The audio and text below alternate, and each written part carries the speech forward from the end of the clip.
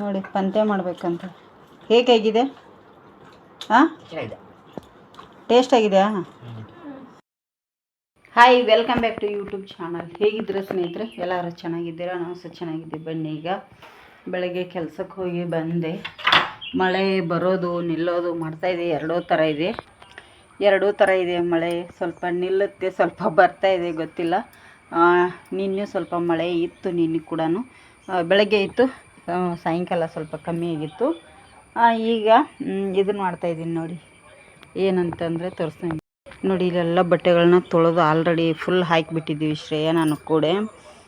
ಬೆಂಡೆ ಸಸಿಗಳನ್ನು ಸ್ನೇಹಿತರೆ ನಾನು ಹಾಕಿದ್ನೆಲ್ಲ. ಬನ್ನಿ ನಿಮಗೂ ತೋರಿಸ್ತೀನಿ ನೋಡಿ. ಇಲ್ಲಿವೆಲ್ಲ ಸ್ವಲ್ಪ ಸ್ವಲ್ಪ ಕಿತ್ತಿದ್ದೀವಿ. ಇಲ್ಲಿ ಕೂಡ ಚೆನ್ನಾಗಿ ಬರ್ತಾಯಿದ್ದಾವೆ ಬೆಂಡೆ ಸಸಿಗಳು. ನಾನೇನು ಮಾಡಿದೆ, ಇಲ್ಲಿ ಸೌತೆ ಹಾಕಿದೆ ನೋಡಿ. ಸ್ವಲ್ಪ ಸೌತೆ ಕಾಯಿ, ಮುಳ್ಳು ಸೌತೆ.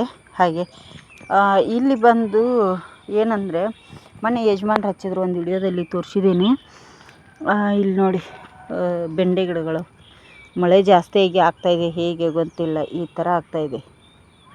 ಇದು ಪುಷ್ಪ ಹೂ ಅಂತಾರೆ. ಇದು ಆರೋಗ್ಯಕ್ಕೆ ತುಂಬ ಒಳ್ಳೆಯದಂತೆ. ಹೂ ಅಂತೂ ತುಂಬಾ ಆಗ್ತಾಯಿದೆ. ಇದು ಬ್ಲೂ ಕಲರ್, ಆಲ್ಮೋಸ್ಟ್ ಈಗ ಎಲ್ಲ ಕಡೆ ವೈರಲ್ ಹೂ ಅಂತಲೇ ಹೇಳ್ಬೋದು. ಇದರಿಂದ ತುಂಬಾ ಆರೋಗ್ಯ ಒಳ್ಳೆಯದಂತ ಹೇಳ್ತಾ ಇದ್ದಾರೆ ಸ್ನೇಹಿತರೆ.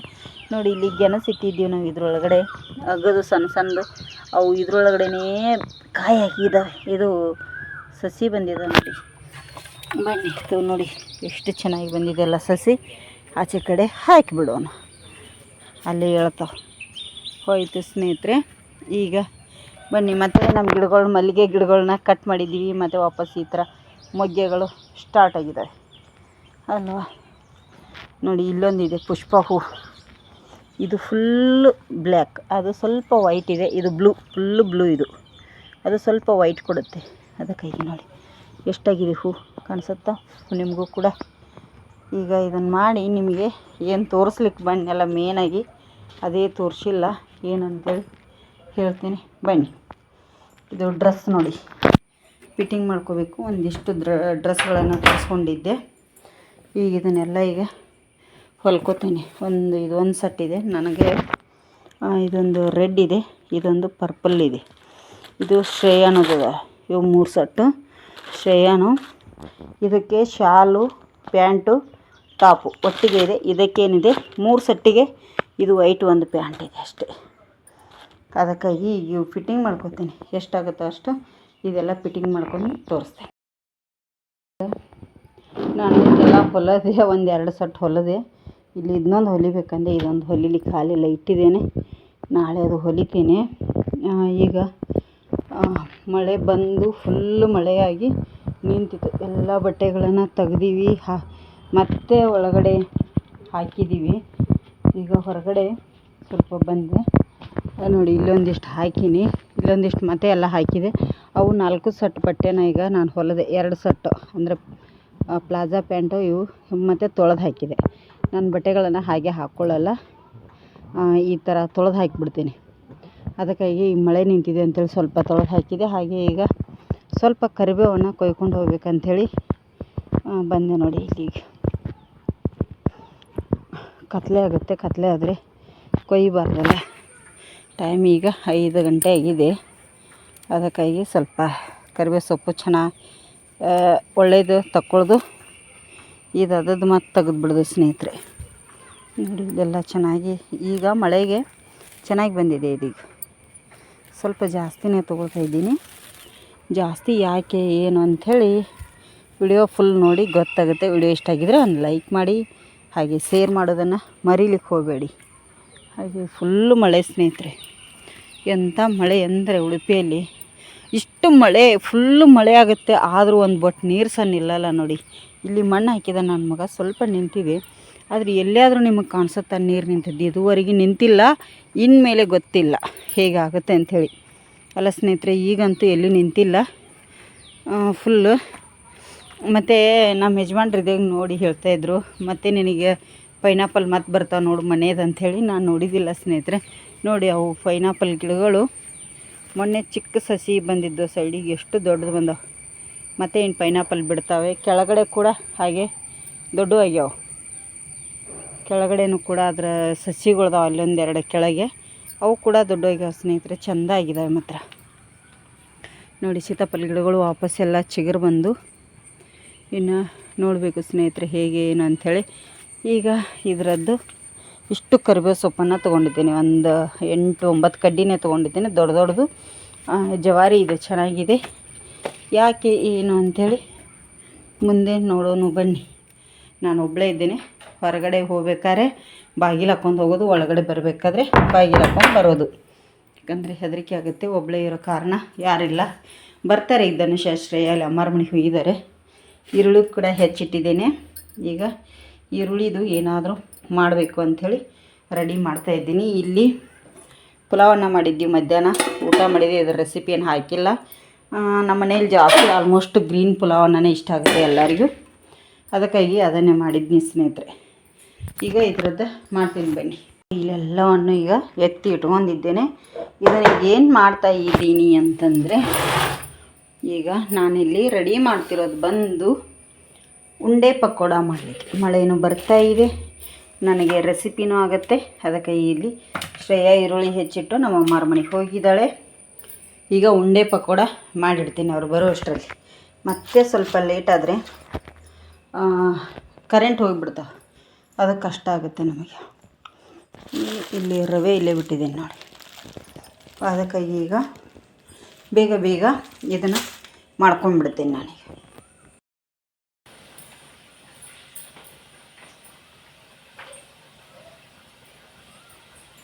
ನೋಡಿ ಸ್ನೇಹಿತರೆ, ಮಕ್ಕಳು ನಮ್ಮ ಅಮ್ಮಾರ ಮನೆಗೆ ಹೋಗಿದ್ದಾರೆ. ಆವಾಗಲೇ ತೋರಿಸಿದಾಗೆ ಇಲ್ಲಿ ಉಂಡೆ ಪಕೋಡ ಮಾಡ್ತಾಯಿದ್ದೀನಿ ಬಿಸಿ ಬಿಸಿಯಾಗಿ.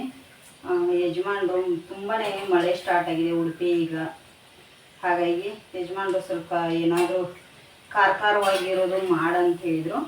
ಅದಕ್ಕಾಗಿ ಉಂಡೆ ಪಕೋಡನ ಮಾಡಿದರೆ ಆಯ್ತು ಅಂತೇಳಿ, ನನಗೆ ರೆಸಿಪಿನೂ ಆಗುತ್ತೆ, ಮಕ್ಕಳಿಗೆ ತಿನ್ನೋದಕ್ಕೂ ಆಗುತ್ತೆ, ಹಾಗೆ ನಮ್ಮ ಅಮ್ಮಾರ ಮನೆಗೆ ಹೋಗೋದಕ್ಕೂ ಆಗುತ್ತೆ. ಅದಕ್ಕಾಗಿ ಇಲ್ಲಿ ಉಂಡೆ ಪಕೋಡ ರೆಡಿ ಮಾಡ್ತಾಯಿದ್ದೀನಿ. ನಾನು ಒಂದು ಟೇಸ್ಟ್ ಮಾಡಿ ನೋಡಿದೆ, ತುಂಬಾ ಚೆನ್ನಾಗಿ ಬಂದಿದೆ. ಟೇಸ್ಟ್ ಅಂತೂ ಸೂಪರಾಗಿದೆ ನೋಡಿ. ಮತ್ತು ಮೇಲುಗಡೆ ತುಂಬಾ ಗರೀರು, ಒಳಗಡೆ ಸಾಫ್ಟಾಗಿ. ಇದಕ್ಕೆ ಸೀಕ್ರೆಟಾಗಿ ಏನು ಹಾಕಿದ್ದೀನಿ ಅನ್ನೋದು ನಿಮಗೆ ಸಿಗುತ್ತೆ, ಗೊತ್ತಾಗುತ್ತೆ. ಫುಲ್ ವಿಡಿಯೋ ನೋಡಿದರೆ ಇಷ್ಟೊಂದು ಗರಿ ಬರೋದಕ್ಕೆ ಏನು ಹಾಕಿದ್ದೀನಿ, ಏನು ಹಾಕಿ ಮಾಡಿದ್ದೀನಿ ಅನ್ನೋದು ನಿಮಗೂ ಕೂಡ ಗೊತ್ತಾಗುತ್ತೆ ಸ್ನೇಹಿತರೆ. ಹಾಗೆಯೇ ಇಲ್ಲಿ ನಾನು ಒಂದಿಷ್ಟು ಮೆಣಸನ್ನು ತೊಗೊಂಡಿದ್ದೀನಿ. ಇದಕ್ಕೆ ಜಾಸ್ತಿ ಖಾರ ಇದ್ದಿದ್ದು ಮೆಣಸು ಹಾಕಿಲ್ಲ ನಾನು. ಯಜಮಾನ್ರಿಗೆ ಸ್ವಲ್ಪ ಖಾರ ಬೇಕು, ನಾನೇನು ಖಾರ ತಿನ್ನಲ್ಲ. ನನಗೆ ಈಗ ಸ್ವಲ್ಪ ಖಾರ ಎಲ್ಲ ಊಟ ಮಾಡಲ್ಲ, ನಾನು ಸಪ್ಪೆ ಊಟ ಮಾಡ್ತಾಯಿದ್ದೀನಿ, ಹುಷಾರಿಲ್ಲ. ಅದಕ್ಕಾಗಿ ಈಗ ಯಜಮಾನ್ರಿಗೆ ಒಂದು 5 ಮೆಣಸನ್ನು ನೋಡಿ, ಇಡೀ ಮೆಣಸು ಇದ್ರೊಳಗಡೆ ಹಾಕಿಬಿಟ್ರೆ ನಮ್ಮ ಮುಖಕ್ಕೆಲ್ಲ ಸಿಡಿಯುತ್ತೆ ಫ್ರೈ ಮಾಡುವಾಗ.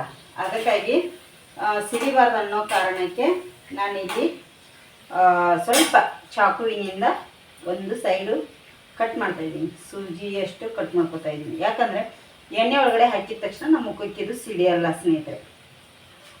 ಅದಕ್ಕಾಗಿ ಸ್ವಲ್ಪ ಯಜಮಾನ್ರಿಗೆ ಖಾರ ಬೇಕು, ಮೇಲ್ಗಡೆಯಿಂದನೇ ತಿಂದೆ ಅವರು, ಹಾಗಾಗಿ ಅಂಥೇಳಿ ಇದಕ್ಕೆ ಖಾರ ಇಲ್ಲದ ಮೆಣಸು ಹಾಕಿದ್ದೀನಿ ರುಬ್ಬಿ. ಹಾಗಾಗಿ ಅದಕ್ಕಾಗಿ ಮೇಲ್ಗಡೆನೇ ಫ್ರೈ ಮಾಡಿ ಕೊಡ್ತೇನೆ. ಒಂದೊಂದು ಸತಿ ಧನುಷ ಕೂಡ ತಿಂತಾನೆ, ಇಂಥ ಮೆಣಸು ಎಣ್ಣೆಯಲ್ಲಿ ಫ್ರೈ ಮಾಡಿಕೊಟ್ರೆ ಧನುಷ ಕೂಡ ತಿಂತಾನೆ ಸ್ನೇಹಿತರೆ. ಅದಕ್ಕಾಗಿ ನನಗೆ ಒಂದು 4-5 ದಿನ ಆಯಿತು ಹುಷಾರಿಲ್ಲ, ಹಾಗಾಗಿ ನನಗೆ ಖಾರ ಅಂತೂ ತಿನ್ನೋ ಹಾಗೆ ಇಲ್ಲ. ಖಾರ ಉಪ್ಪ ಯಾವುದು ಸ್ವಲ್ಪ ಕಮ್ಮಿನೇ ಅಂತಂದರೆ ತಿನ್ನೋ ಹಾಗೇನೇ ಇಲ್ಲ. ಅದಕ್ಕೋಸ್ಕರ ನಾನು ಖಾರ ಉಪ್ಪ ತಿನ್ನೋದು ತುಂಬಾ ಕಮ್ಮಿ. ಬಂದರು ಮಕ್ಕಳಂತ ಕಾಣಿಸುತ್ತೆ ಸ್ನೇಹಿತರೆ.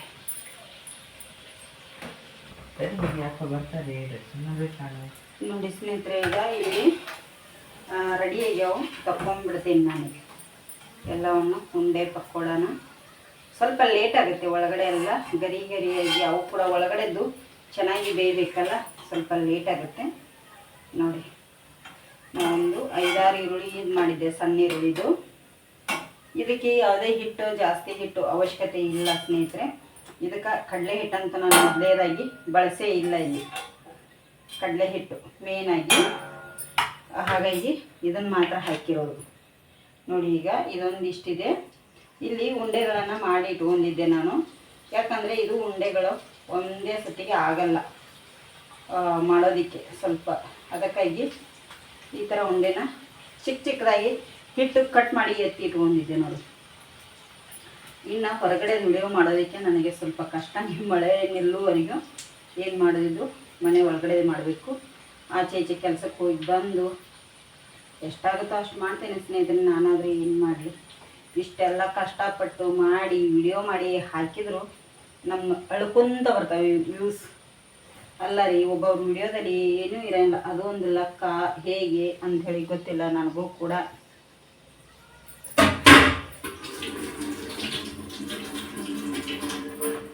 ನೋಡಿ, ಈಗ ಇದನ್ನು ಸ್ಲೋ ಉರಿಯಲ್ಲೇ ಇಟ್ಕೋಬೇಕು ನಾವು. ಸ್ವಲ್ಪ ಸ್ಟಾರ್ಟಿಂಗ್ ಸ್ಲೋ ಉರಿಯಲ್ಲಿ. ಯಾಕೆ ಅಂತಂದರೆ ಒಳಗಡೆ ಎಲ್ಲ ಕರೆಕ್ಟಾಗಿ ಬೇಯುತ್ತೆ. ನೋಡಿ, ಉಂಡೆ ಪಕೋಡ ರೆಡಿ. ಯಾರಿಗೆಲ್ಲ ಇಷ್ಟ ಅಂಥೇಳಿ ಕಮೆಂಟ್ ಮಾಡಿ ಸ್ನೇಹಿತರೆ. ನಿಮಗೂ ಇಷ್ಟ ಆದರೆ ಒಂದು ಲೈಕ್ ಮಾಡಿ, ಶೇರ್ ಮಾಡೋದನ್ನು ಮರೀಲಿಕ್ಕೆ ಹೋಗಬೇಡಿ. ಬನ್ನಿ ಈಗ ನಾನು ತೋರಿಸ್ತೇನೆ. ನೋಡಿ, ಉಂಡೆ ಪಕೋಡ ಇಲ್ಲಿ ರೆಡಿಯಾಗಿದೆ. ಇದೊಂದು ಇಷ್ಟ ಆದರೆ ಆಯಿತು ಸ್ನೇಹಿತರೆ. ಆವಾಗಲೇ ಹೇಳಿದಾಗೆ ಇದೊಂದಿಷ್ಟು 5 ಮೆಣಸನ್ನು ಫ್ರೈ ಮಾಡ್ಕೊಂಡ್ಬಿಡ್ತೀವಿ. ನೋಡಿ, ಉಂಡೆ ಪಕೋಡ ರೂಮಲ್ಲಿ ಕೂತು ತಿಂತಾಯಿದ್ದಾರೆ ನೋಡಿ. 3 ಜನ ತಿಂತಾಯಿದ್ದಾರೆ. ಚೂರು ನೀನು ಒಬ್ಳು ಇದ್ದಿ ಬಾ ಅನ್ನೋದಾಗಲಿಲ್ಲ ನೋಡಿ. ಇಂಥ ಜನ ಇದ್ದಾರೆ ಇವರು. ಮಾಡಿಕೊಟ್ರೆ ತಿನ್ನೋದು ಮಾತ್ರ ಗೊತ್ತು ನೋಡಿ. ಇವರಿದ್ರೆ ಈ ಕಡೆ ತೋರಿಸ್ತಾರೆ, ಇವಳಿದ್ರೆ ಆ ಕಡೆ ತೋರಿಸ್ತಾಳೆ. ಇಂಥ ಜನ ನೋಡಿ.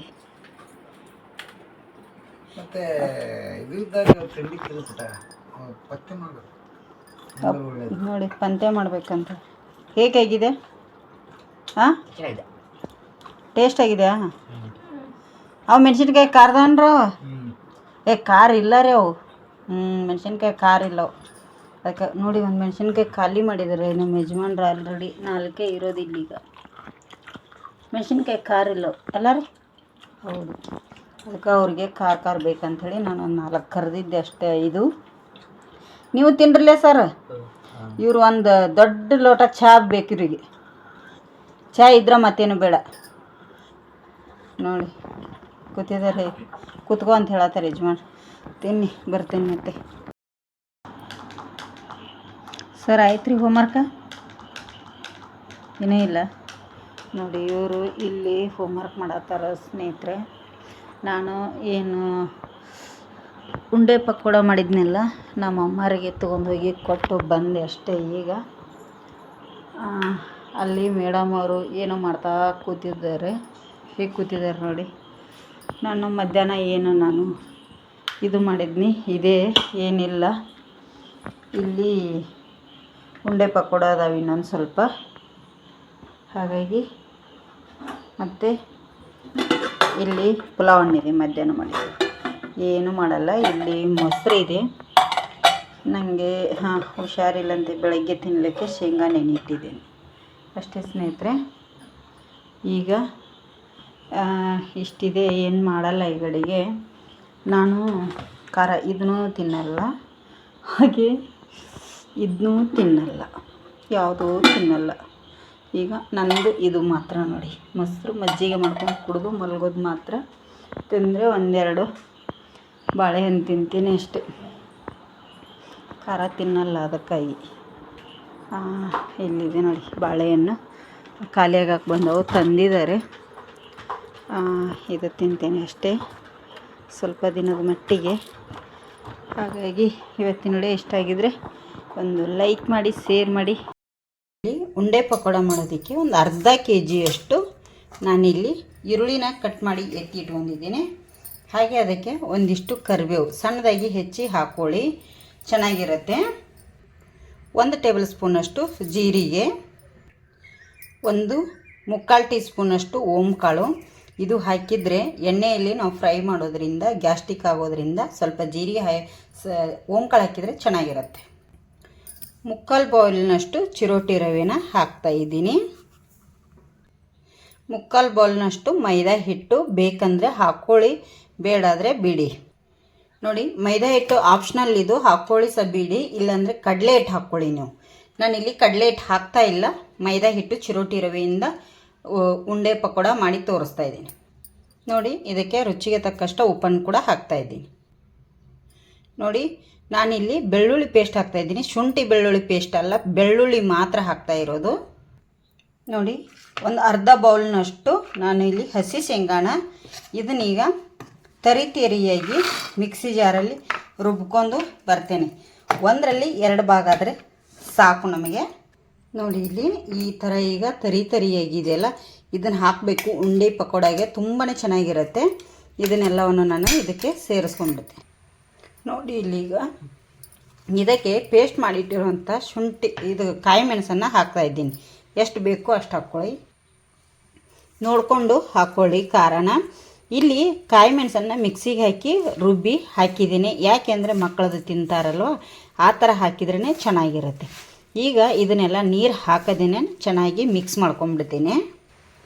ನೋಡಿ, ಈ ಥರ ಈಗ ಎಲ್ಲವನ್ನು ಮಿಕ್ಸ್ ಮಾಡಿದ್ದೀನಿ. ನೋಡಿ ಹೇಗೆ ಕಾಣ್ತಾ ಇದೆ. ಇದಕ್ಕೀಗ ಮೇಲ್ಗಡೆಯಿಂದ ಇನ್ನೊಂದು ಚೂರು ನಾನು ಮೈದಾ ಹಿಟ್ಟನ್ನು ಸೇರಿಸ್ತೇನೆ. ಯಾಕೆ ಅಂತಂದರೆ ಈಗ ನಾವು ಒಂದು 5 ನಿಮಿಷ ಇದನ್ನು ಬಿಡಬೇಕಾಗತ್ತೆ. ಆವಾಗ ಇದು ಇನ್ನೂ ನೀರು ಬಿಡುತ್ತೆ. ನಮಗೆ ಈರುಳ್ಳಿ ಎಲ್ಲ ಜಾಸ್ತಿ ನೀರು ಬಿಡುತ್ತೆ. ಈ ಥರ ಕೋಟಿಂಗ್ ಅಂಥೇಳಿ ಬರುತ್ತೆ, ಕೋಟಿಂಗ್ ಅಂಥೇಳಿ. ಅದಕ್ಕಾಗಿ ಈ ಥರ ಹಾಕಿ ಈಗ ಬಿಡ್ತೇನೆ. ಎಣ್ಣೆ ಕಾಯ್ಲಿಕ್ಕೆ ಇಟ್ಕೋತೇನೆ. ನೋಡಿ, ಇಲ್ಲಿ ಪಕೋಡ ಮಾಡೋದಕ್ಕೆ ಇದನ್ನು ಇಲ್ಲಿ ಸನ್ಫ್ಲವರ್ ಆಯಿಲ್ ಎಣ್ಣೆನ ಹಾಕಿದ್ದೇನೆ. ಎಣ್ಣೆ ಕಾಯಿಲಿ ಈಗ. ನೋಡಿ, ಈಗ ಅಲ್ಲಿ ಎಣ್ಣೆ ಕಾಯಕ್ಕೆ ಇಟ್ಟಿದ್ದೀವಿ. ಇಲ್ಲಿ ಈರುಳ್ಳಿ ಒಳಗಡೆದು ನೀರು ಬಿಡ್ತದೆ. ಅದಕ್ಕೋಸ್ಕರನೇ ಸ್ವಲ್ಪ ಮೇಲ್ಗಡೆಯಿಂದ ಮೈದಾ ಹಿಟ್ಟನ್ನು ಹಾಕಿರೋದು.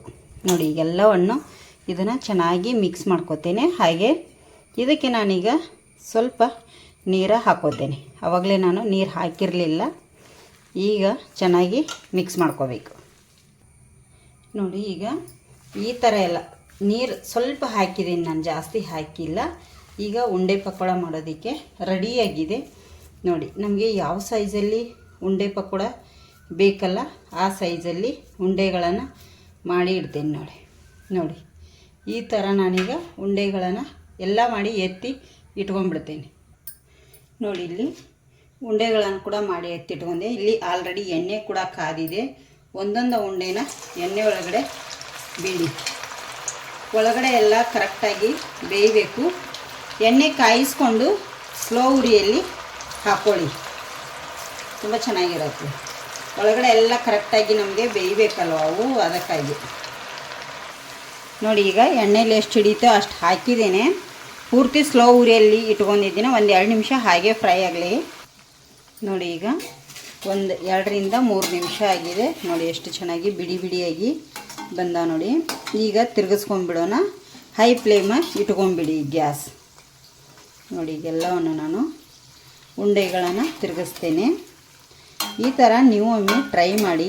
ಮಳೆಗಾಲಕ್ಕೆ ಮಳೆ ಬರುವಾಗ ಚಹಾ ಕಾಫಿ ಒಟ್ಟಿಗೆ ತುಂಬಾ ಚೆನ್ನಾಗಿರುತ್ತೆ. 2 ಸೈಡು ಚೆನ್ನಾಗಿ ಎಣ್ಣೆಯಲ್ಲಿ ನಮಗೆ ಫ್ರೈ ಆಗಲಿ, ಕರೆಕ್ಟಾಗಿ ಫ್ರೈ ಆಗಲಿ. ನೋಡಿ, ಈಗ ಚೆನ್ನಾಗಿ ಫ್ರೈ ಆಗಿದ್ದಾವೆ ಉಂಡೆ ಪಕೋಡ.